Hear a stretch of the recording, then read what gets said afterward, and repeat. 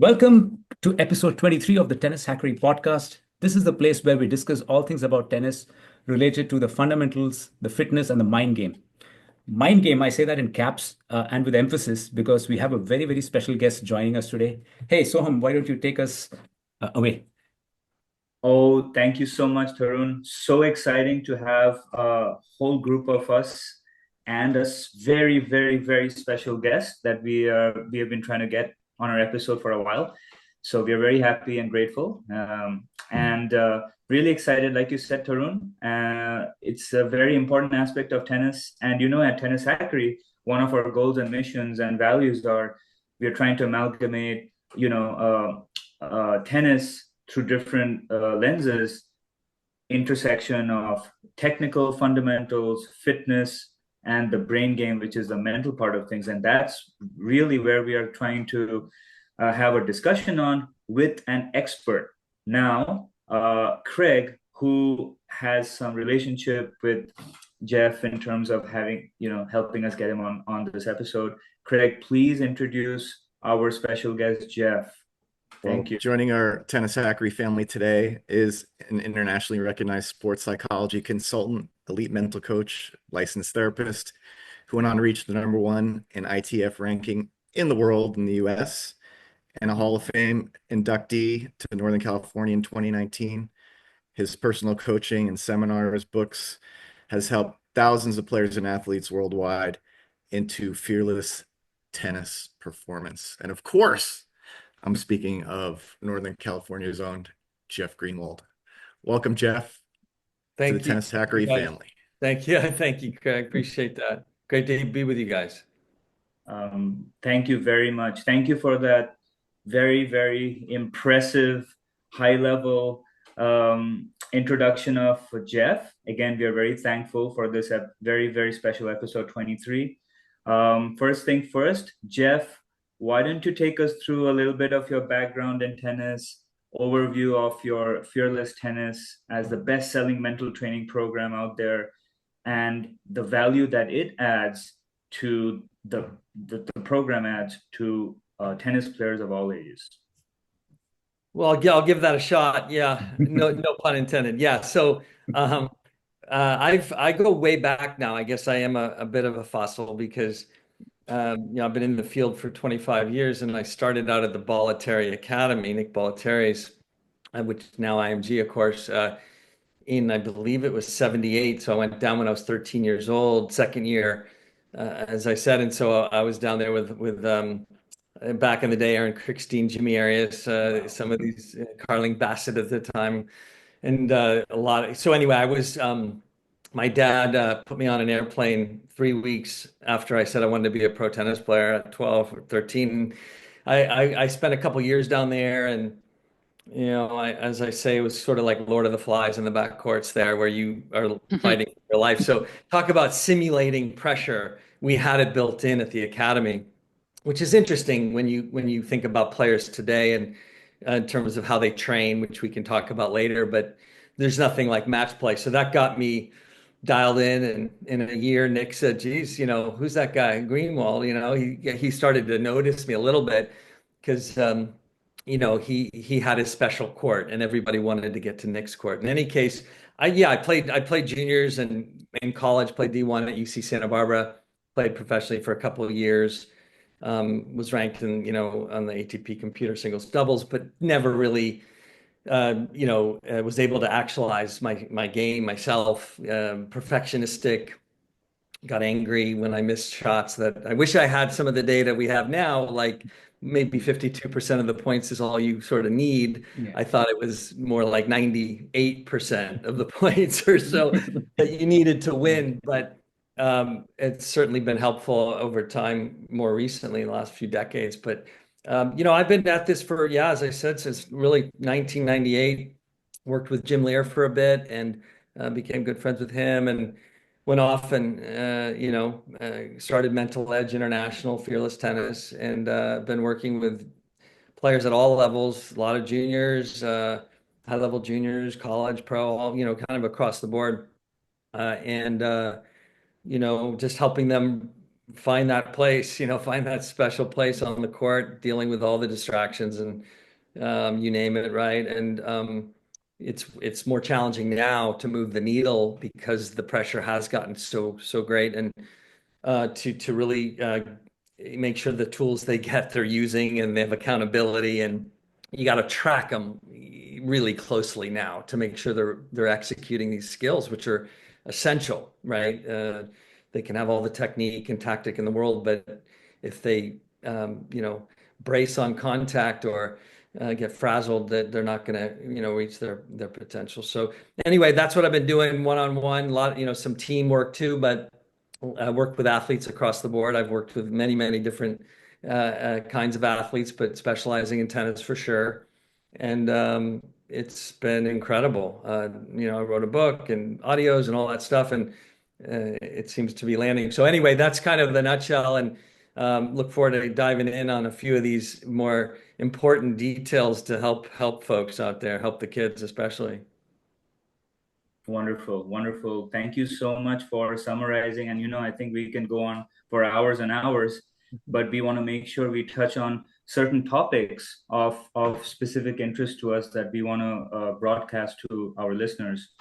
For sure, I think, mental part of tennis is so important. Like even when I coach juniors, I think for me, like I was explaining in the previous episode, fundamentals and fitness is something we can do, but the ability to handle stress, the ability to combat it, the ability to understand what's, being mentally present, those are so important things. And I think there are both on and off court training that you can do. And of course, you have resources available, courses. I know that, you have great programs, but Alex Porta, who has played at a very high level herself, has a keen interest in certain areas in meditation and visualization. And Alex, I know you care so much about that and how it can possibly help performance and improvement and managing stress and the mental side of things. Please take it away on your favorite topic. Yeah, I never had that when I was playing. I did work with you actually a little bit, and I remember doing some visualization. I was quite young, so I didn't understand the concept now like I do now.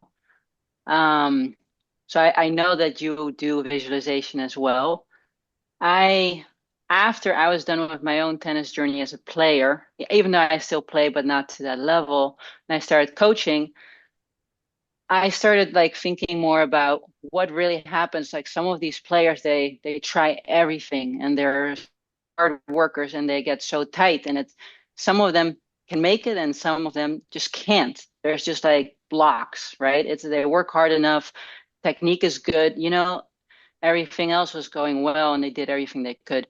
And I was kind of like that myself. So I started being very interested in it, and I started reading books and just really learning about it. And I got into meditation, and I started recognizing that if you become more calm, if you become more aware of what your patterns are, then you can start trying to change it. And you can start visualizing how you do want to feel when those things happen. So I started playing around with that, and I don't think it's as simple as that, because it sometimes gets harder when you're in the middle of that fight or flight. But I really wanted to hear your thoughts on that, on visualization and meditation and when it gets tough. Yeah, I mean, you're bringing up, two very important, effective tools, processes to help you calm down the sympathetic nervous system, which is what that fight or flight is. That sympathetic is pegged, and players, athletes who can't or don't, like you were saying, aren't aware of the tools like that meditation or other things you can do, they're victims of themselves, of their nervous system. So I talk a lot about the analogy of a car. Players are no longer in the driver's seat; they're in the trunk or the back seat of the car, Yeah. right? So getting them some agency, some what we call locus of control, that they put themselves in the driver's seat and feel in these very stressful moments that they have a choice. They've got to Hmm. feel and believe and understand that they have a choice. So that's the first thing. And that Yes. it's normal to be stressed and normal to feel tight and normal to have a negative thought, I'm going to lose 6-0 and this is going to look really bad. What are people going to say? Like Hmm. thoughts will come, they'll come much less frequently as you work on this, but we're human, with a racket, human beings with a racket. So what you're describing, being able to quickly center, calm your mind, train it so it has that lever, it has that familiarity of that state, to be in that sort of calmer place. So kids, they can't even, well, they're not very aware at first. And being loose or focused, like we're talking about, present is it's very elusive for them. So it's teaching them what it feels like, contrasting it so they know the difference as well. Hmm. Meditate, it's a centering meditation to get some distance from your thoughts. Yes. Then you can also replace and use visuals in a productive Hmm. way, picking the spot where you're going to serve, Hmm. and even visualizing the feeling of being loose on a return. So it's very effective, but you kind of need a variety of things, depending on the situation too. Yes. So I have some of my players that I try to have them meditate for 5 minutes, and they are okay with that, and it depends on the age. How do you see that? What are some good tools or some good advice to have competitive kids, let's say between the ages of 11 and 20, to already start meditating or have some type of small, easy exercise they can do that can make a difference? Yeah, so for the past couple of years, I've been helping HRT Academy here in Marin, with their mental conditioning, and couple of the things we've done is before practice, they would, for a couple minutes, meditate, Hmm. uh, separate them so they're not too close and laughing. Hmm. Program is very focused and good energy and so forth. So um, they're willing to do it. They mostly want, they want to get something out of it. They want to be better. So, but then we'll have them meditate, just focus on their breathing, diaphragmatic breathing, doing it properly, very important. Not just they have to do it technically right, like a Yeah. forehand. You need to do it right. But so after they do that, then there's some intention setting in journals, like just a couple minutes of what are your two intentions for practice today. I like that. In the middle of practice, resetting. So coaches will yell at various points, reset very loudly. Mm. And they all have to be, like, they could be who knows where at that moment, frustrated, emotional, checking out, thinking of schoolwork, whatever.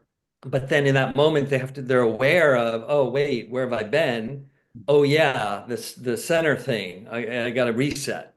So Hmm. it's building in these tools and resetting and awareness and intention, to practice, Yeah. having it become a habit, Hmm.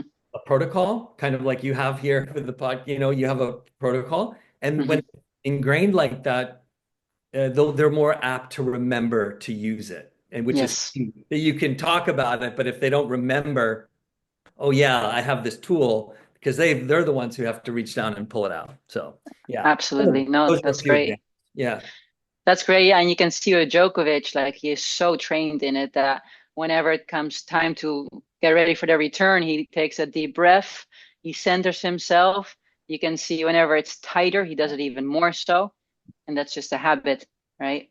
Totally. I was helping the Tsitsipas team a few years ago, and in the finals of the French, Novak and Stefanos, Yeah. you looked on the changeover. It was late. I think it was in the fifth at that point, and Novak had that, like you said, Alex, like just beautiful, deep, expanding breath, super intentional. Yeah. And since we hadn't had enough time yet, but he actually was breathing in through his mouth at the time. Like Yeah. Yeah. I Yeah. was like, oh no, that's got to be fixed. Yeah. But you see the difference there, that trained breathing, doing it properly, doing it not just in pressure situations when you're emergency mode, but using it off the court, at home, in the car. So it just becomes part of your day, as you probably know. And it's not oh no, like big moment, let's take that deep breath. The kids, then they're like, yeah, that doesn't really work for me, Yeah. So Jeff, when you talk about whether it's noticing Djokovic doing something on a changeover as a veteran player, or some of these, he's always been mentally strong. Well, he's always worked it hard about being mentally strong, and now it's a trademark of his. Along with somebody like Sabalenka, who's learned and developed that in front of our eyes, to these new upcomers. We got Mira Andreeva, Madison Keys, who's done a really nice job in the latter part of her career. Someone like Jack Draper. Are there any commonalities between some of these pros that, even though they're all so different, are there some things that are key concepts that are not only important to know, that could we even, as coaches and players, when we teach our 3-5 ladies or our junior players, what can we draw away from these players, even though they're at the peak of their performance? Yeah, no, it's a great question, and certainly there is a distinct difference with the athletes who excel in these moments, and you mentioned concept, which is crucial. You have to have the mindset and the idea to really engage in mastery, in the process of what's happening, in the task at hand. And what everybody gets sort of stuck by, distracted with, is that they want to win. It's uncertain. We don't like uncertainty. So there's this constant attempt to control what's going to happen. So we think more. We obviously have negative thoughts, and that can spiral very quickly. And what the best athletes, and what Madison describes as her breakthrough mindset, is finally she let go of the winning. I need to win. I have, because this, and all those expectations, which is really the kiss of death for players, is expecting I should win. I should beat that player, right? So the mindset is that pressure is expected, nerves are expected, many failures are expected, actually. So then they can accept them in the moment, and without sort of wishing them away, and it's big points, so they're trying harder, and it's like they're still able to stay focused. The adrenaline actually increases blood flow to the prefrontal cortex. So with adrenaline, we're actually more focused. If you recognize that and direct your attention, which is really a fundamental difference, you take your attention and you keep it on something very specific. Juniors, because this isn't developed, their prefrontal cortex, till they're like 28 years old, they're in a very general, fearful place unless they learn to shift their attention to a more narrow focus. So the best are able to stay very narrowly focused on the task at hand. In fact, their focus is more enhanced, and they utilize that as opposed to it becoming a negative. Yeah. Great stuff. Wonderful. We are learning a lot, Jeff. Honestly, I mean, this is gold for a lot of us, and thanks for explaining in detail. There is a concept that I want to touch upon, and in an earlier episode, Tarun and I were having a discussion on the word, on the concept about choking, and we're trying to demystify or destigmatize it, and how is there really any concept like that, or is it attributed to being skill set or something. We want to break it down on the emotional, the nervousness part, which you already touched upon, stress, fear, anger, and just certain habits, right? So Varun, I know you care a lot about this topic. Yes. So I know you have some questions for Jeff. Take it away.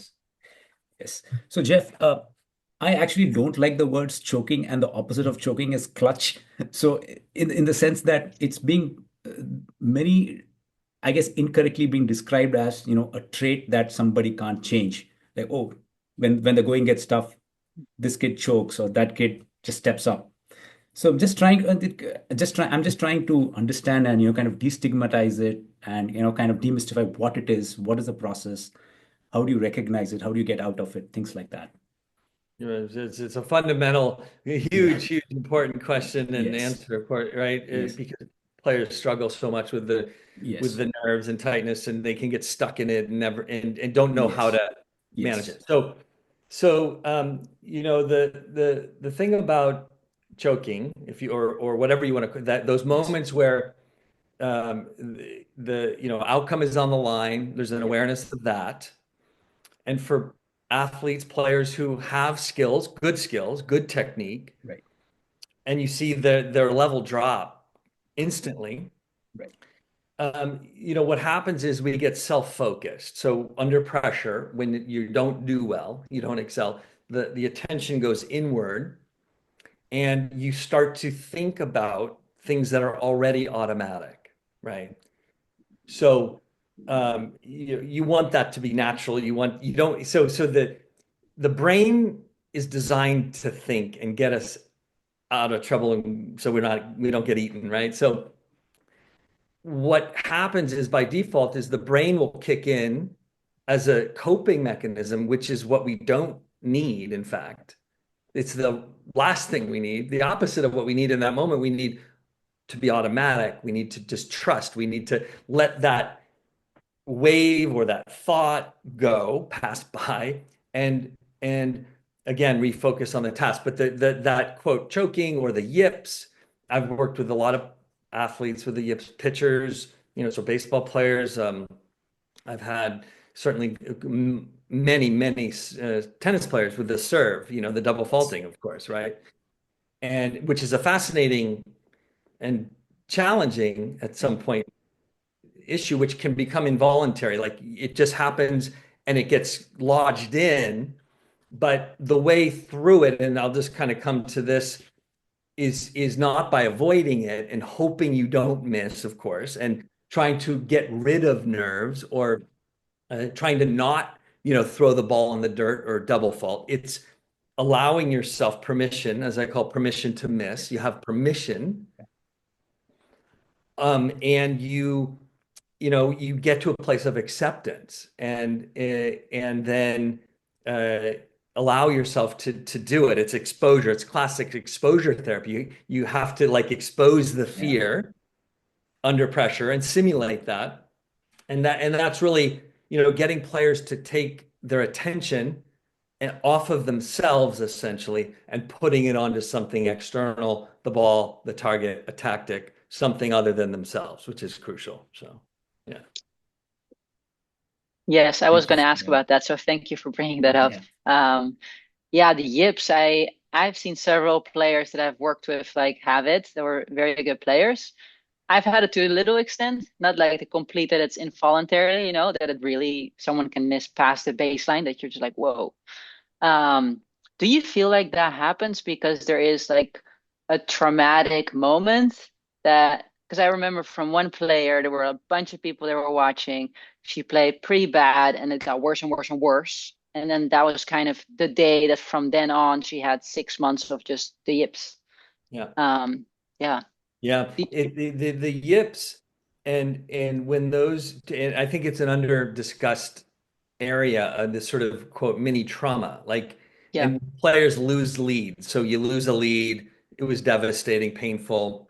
And who Mhm. doesn't lose a lead? It's part Yeah. part of tennis. I mean, and but when they're then in a future situation, 5-3 serving in the third, the feelings rush back. I mean, it's Yeah. just like if Yeah. you had you got anxious over going over a bridge, right? And you got anxious and you had this panic attack and you don't want to go over a bridge Yeah. again. Start avoiding Yeah. bridge. Yeah. But and so they get into this cycle trying to avoid the double fall, don't want to Yeah. feel what they're feeling. But the more you can Mm. like, yeah, expose that and and they bring more curiosity to the table. They're more like, okay, yeah, like they notice their arm feels like an alligator arm. They notice their arm is literally like not even on their body. They're like, it doesn't belong to me. Um, okay, let that be.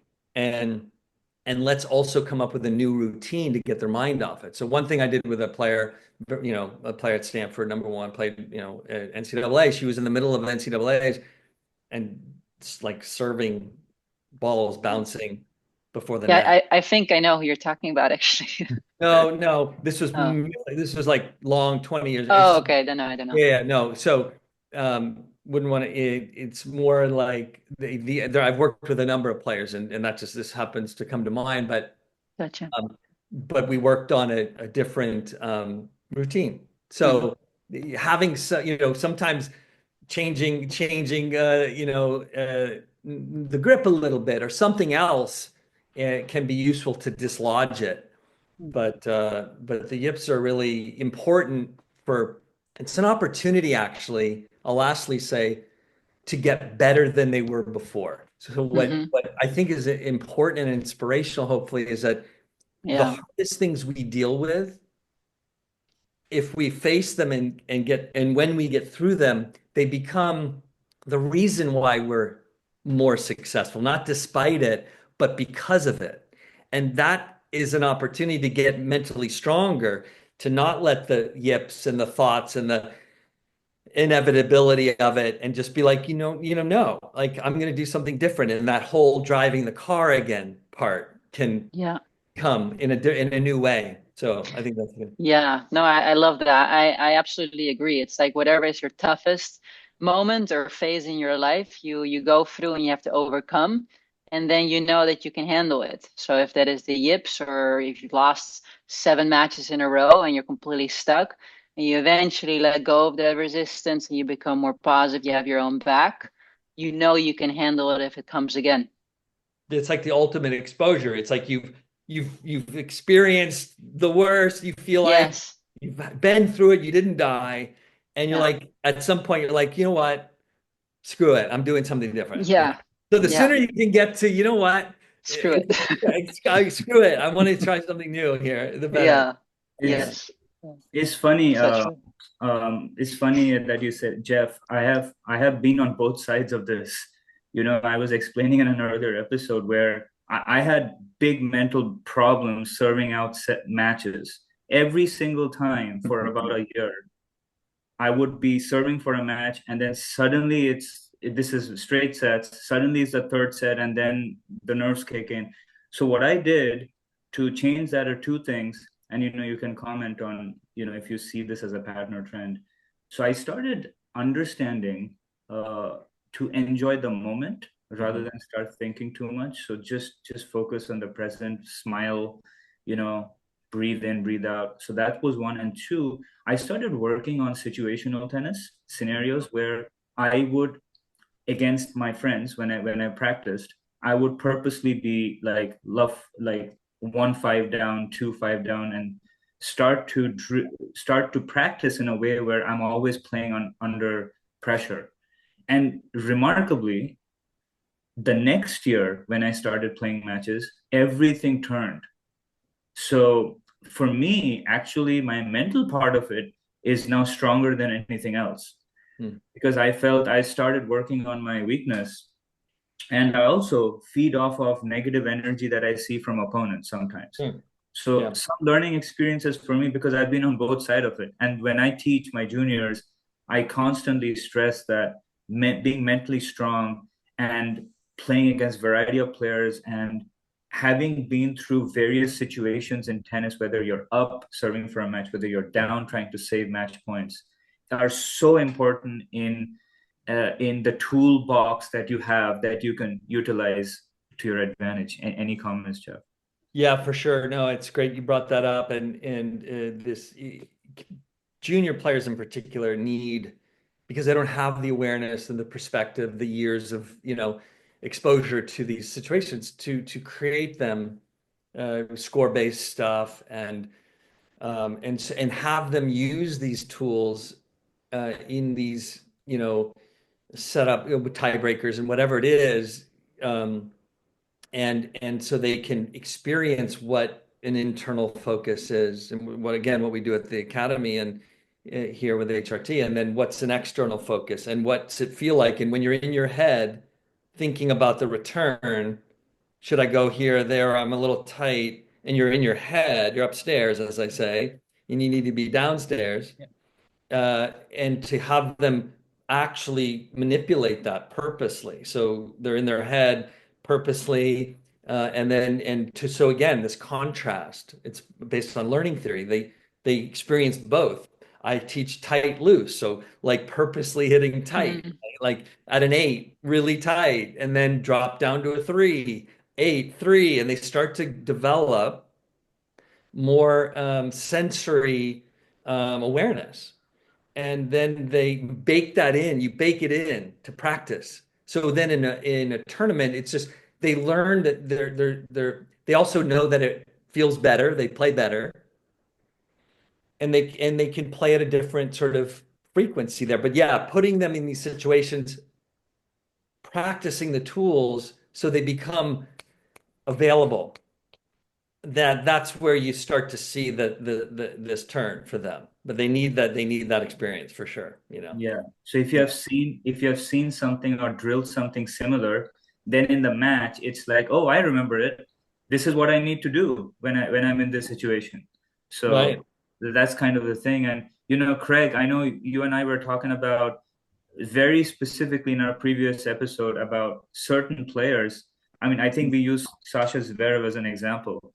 I mean, he's been there are certain examples of matches where I think he could have won, but he didn't end up. I mean, no offense, we're not targeting anybody here, but just as an example, because I think anybody can learn something. Craig, I know we spoke about it. Take it away.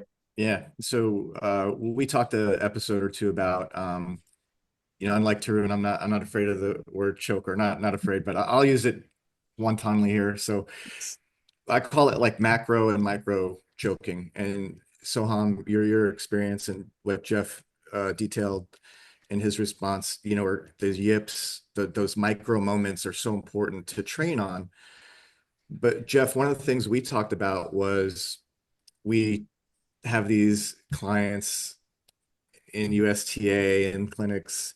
We have our junior programs and academies, and in clinics and in point play, they look amazing, on our property. They look amazing playing with, one-on-one and team singles with their peers.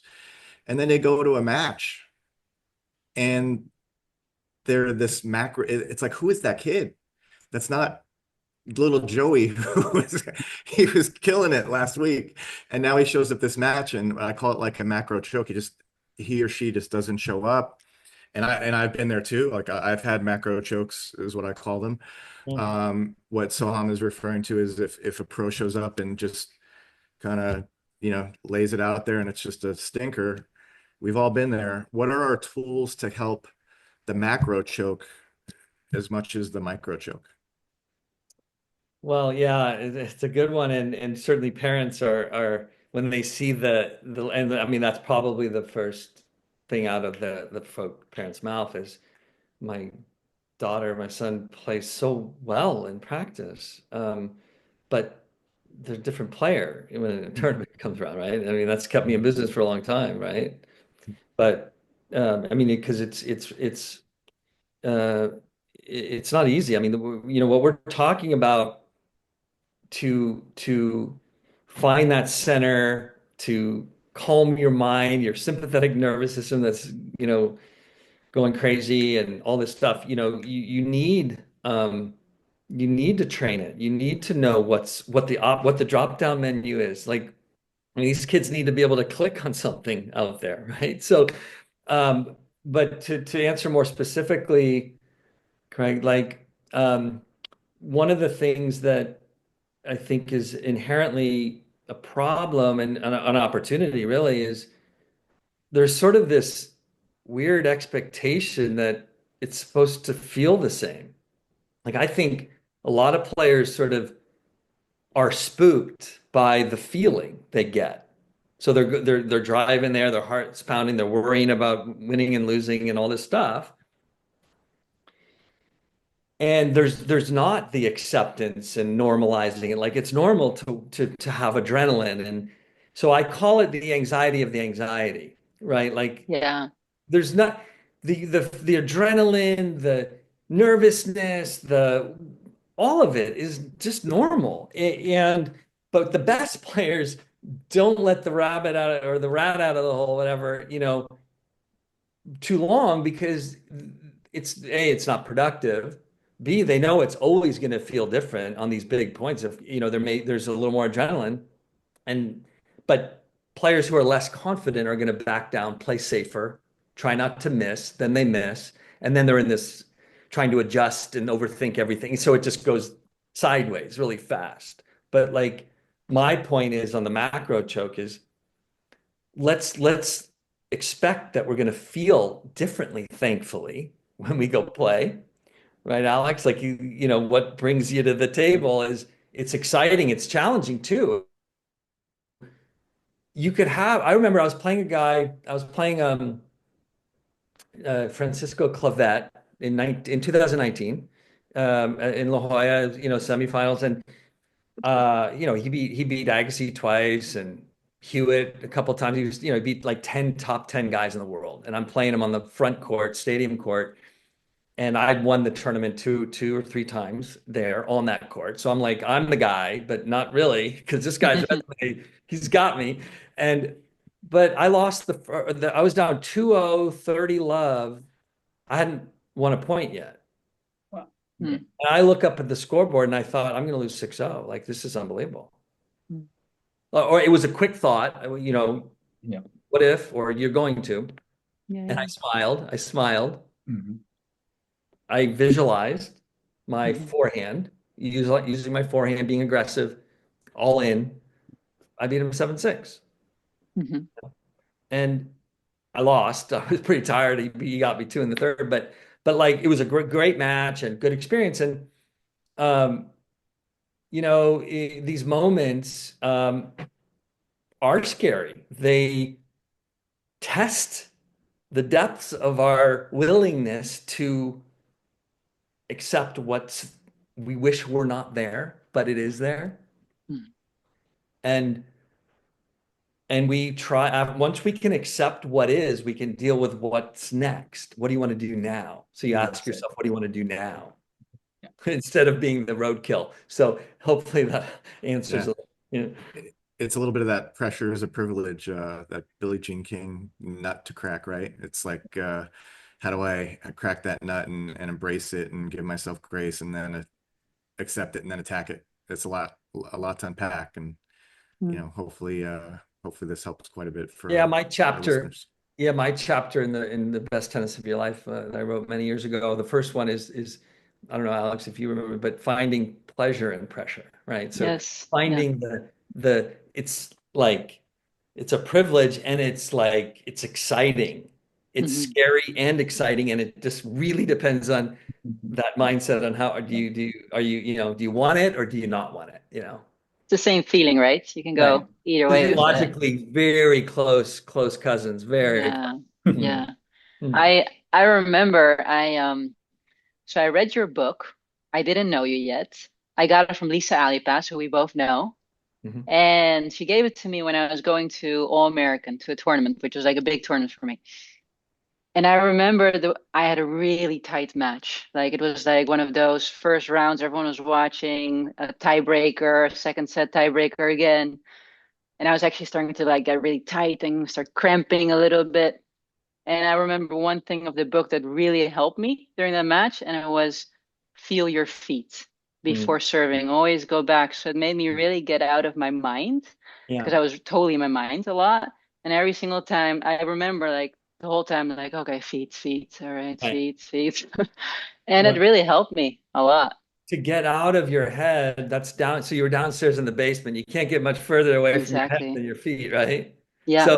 So yeah, and a lot of players love that one. I found that to be really, really, grounding, obviously. But Hmm. like you can't, the cool thing about that is you can't, what's amazing, you cannot be thinking thoughts when you're feeling sensory. So Hmm. if you're genuinely feeling your feet on the ground or centering your mind and breathing and focused 100% on in that moment, you are present, Yes. and you can't at the same time be thinking, God, I hope what are people going to think if I lose? Yeah. When you're feeling your feet. So if you can do enough of those things, feel your feet, breathe, strings, target, smiling, whatever, you have your suite of tools to get you from the last point to the next point Yeah. without going upstairs looking in the attic for stuff, then you're going to Yes. be in a lot better shape. Yeah. Yeah. I wanted to pivot a little bit. So you know how you say that like often people become more defensive when they're tight, right? They don't want to lose. I coach a few players that are a little bit the opposite. Happens. And yeah, and they're very good players. They're learning more discipline. That is kind of like a little bit of the path that we're working on. Mm-hmm. And then so I'm trying to understand how I can help in that Mm-hmm. in practice, because when they get tight in the match, it's actually for several players.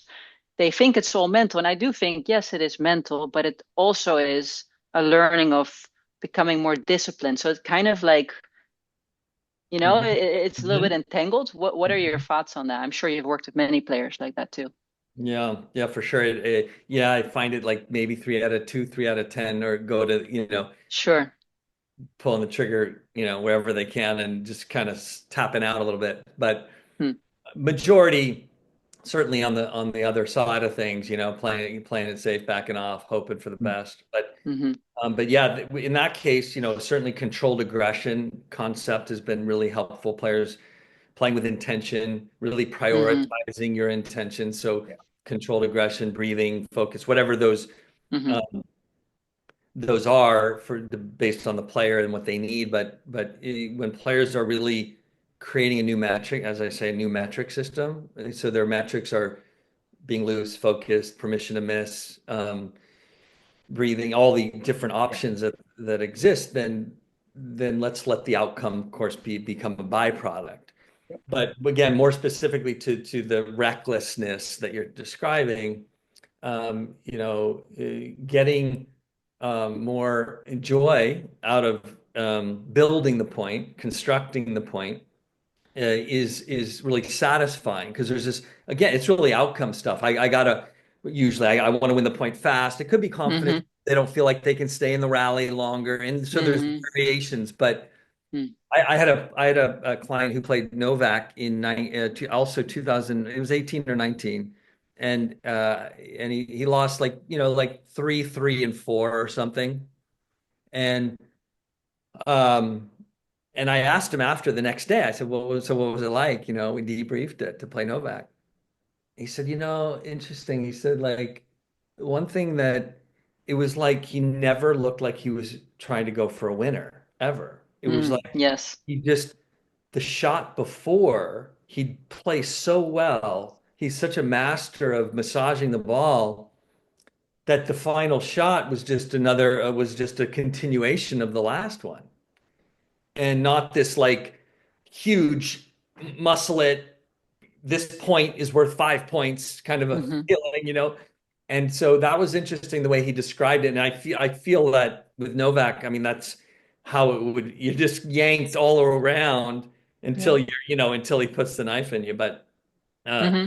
so that was, and I just think that wanting to rally, wanting to construct the point, you know, being present for each shot, hitting Yeah. that shot, reload the next one instead of getting ahead of ourselves. And I Hmm. think that can be really helpful to center them on, one shot at a time, and literally watch the trajectory of the ball going there.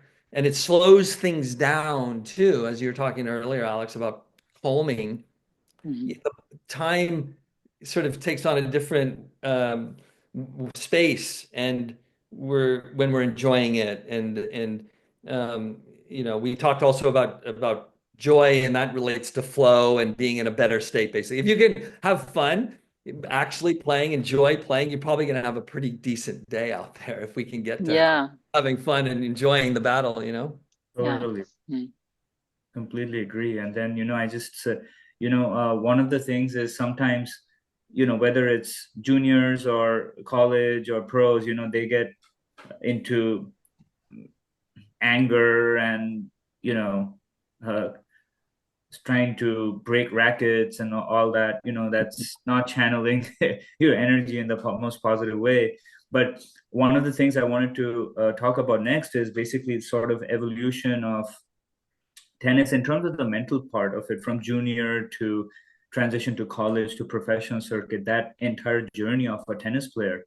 um, what I see, at least as at a junior level, there are a bunch of people who are they're very more concerned about the results and the outcome sometimes, not necessarily in the process. But honestly, in terms of being a successful, wholesome tennis player, the process is so important, right? The discipline, the habits, the training, and all of that. So I just, Jeff, what are your thoughts about how the mental part of the game has evolves over time in terms of, for a tennis player, going from junior level to professional? Yeah, and we could be just sort of also talking about the insanity that we can sometimes live in and sort of the way things get twisted. Think about this, a 12-year-old parents or, often, and even coaches and the players themselves at 12 uh, are more concerned about, in some ways or a lot of ways, the outcome of that match, right? Like it's devastating to lose to someone they should beat in the UTR and Right. all of that. Not to mention then when you're on the cusp of choosing college and college coaches, there's another level of pressure. But think about the continuum, and then when you're a pro, top 100 or even 50 in the world, you're losing more than you're winning. And so I think at a top 100, you're winning 33% of the time or something like that, right? So Right. Madison Keys is a great example of she had all these expectations early, worked on herself, got to a place of, you know what? I'm going to play tennis. I want to play tennis. I like tennis. I love that. I want to play for me. I want to play Yeah. my game, right? And she wins a Grand Slam. Mhm. When the results matter more, they're thinking less about it. But when they matter much less and to almost, well, I'm not saying not at all, but improvement and enjoyment and engagement and all of these tools, et cetera, are most important early, but they're most focused on outcome. So Mhm. go figure. Yeah. But so the answer, in my view is like there's this maturing exposure, experience, finally wisdom of like, hey, I guess, it's sort of a paradox when I focus on playing the point and the shot and playing my game, I end up doing better. When I actually enjoying playing this tournament, having fun playing, excited to play, not dreading it, I play better and I win more. So Mhm. if juniors could just get this, and they need a lot of it because social media and all of the UTR, which is sort of poisonous in a lot of ways, or has become Mhm. that way. It doesn't mean the UTR, it's not the fault of the Mhm. UTR per se. It's just that the way that the brain is interpreting the UTR has made it poisonous. So that's what juniors are up against. How do I go out, play the game that I hopefully like? How can parents see the big picture? And I want my kid to hit through his shots today and compete and not look at me 100 times. That would Yeah. be, and those sorts of things, instilling that, particularly the enjoyment of it is massive. It's hard Mhm. to do when you're watching your kid suffer and all this stuff, I know, but that's really essential, Yeah. So, Jeff, Tarun and I have always, discussed on and off over the years about, that the big three, the legends of the game, Fed, Nadal, and Novak, right? We have, lots of conversations about this. And even in our last episode, when I was talking to Tarun and Craig, we are talking about, these three dominated And everybody who plays pro, at least top 25, let's just take top 20, everyone is talented from a skill standpoint, physical fitness and everything, discipline. Obviously, some are better than the others. But these three dominated for decades against their generation, previous generation, next generation. Are they so far ahead in the mental game than everybody else? So where I go with that is, I mean, the answer is yes, in that it's really more about identity. I think that the way that they approached the game, and remember, Roger saw a sports psychologist when he was 15. He was angry as he can get. Back even way before Bjorn Borg, my idol at the time, they locked his rackets in classically in the closet for 6 months. He couldn't play and he wanted to play. And then he came back and he wanted to play. And so um, I think that they learned they learned most importantly how to stay calm and composed under pressure. So their brain, their amygdala, and it wasn't firing. They were able to stay present. They obviously were athletic and talented, and Rafa had to fly, I think, coach, even though he could probably own his own plane still. But Tony said, "No, you're flying coach." How many people are doing that? But it's so there. It takes a lot of the right ingredients Yeah. to cultivate this credible specimen of a athlete, Yeah. and in their case, human beings too, which is nice. But I think ultimately the identity that they came to think of themselves Mhm. was so like Novak, and they believe deeply that they're going to win because they're better. And even if they choke a volley, miss a sitter volley on a big point, or you think about Novak playing Roger in 2010, smiling, the big, signature smile. There's that level of belief. When that gets punctured, though, things can go downhill very, very fast. Like Novak lost first round of Indian Wells, right? Mm-hmm. I'm curious to see how things go for him now. Once that the sharks see blood, he's now beatable. He lost. Mhm. He's now human.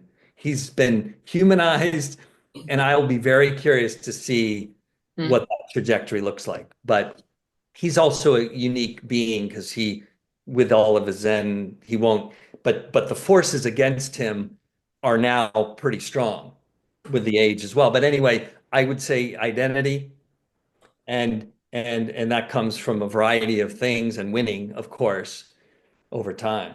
So they develop that the expectation that they're just better. And when you're winning, 1 out of 3 matches in top 100, and 1% of more points to win the match, 1 to 2%, and that's what's on the line. The margins are so small at the top. That extra deeper belief at that level, I think, is exponential. So I think that they collectively and individually became like the Roman Empire. Mhm. When you speak of identity, I've always been curious about like because I feel like identity can also be an ego thing, right? That it's like you're holding on and you're actually getting tight. Like if you're like number one seed, like it Yeah. could also be like, hey, I'm supposed to win. I am the big one here. So it's also harder to play in flow. But then I can see, and correct me if I'm wrong, that identity can also be just like kind of more true to the strengths that you really do have. But you Yeah. got to make sure that you're in between, you're not going to the ego self of like, hey, I'm the best, or I'm better than these people. You still want to stay humble enough, but still know your strengths, would you say? Yeah. So literally, like as a person, as a tennis player, Mm-hmm. the belief, the identity is like it's a character they own. It's like Mm-hmm. they have a suit that they wear.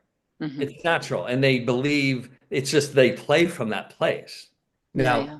but having it go into I should win and ego, I'll make another 2 million, or the ego, Mhm. whatever, or what is so and so going to say? That stuff is not happening. Yeah, yeah. Not only because of the identity, Mhm. but going through that door, that fear door of like, what if this, what if that, would be like running into traffic and getting hit by like it's like there's no way they're going there. Mhm. Roger's not going to just. I hope my Merc is going to be okay with me tonight. Yeah. Yeah. So that whole fear component, which is where ego can go awry, is not there Mhm. until the armor gets punctured. I think then Mm. now fear can come in and the ego you start to grapple with that, I think. Yeah. Interesting. Hmm. So they're just very secure as tennis professionals.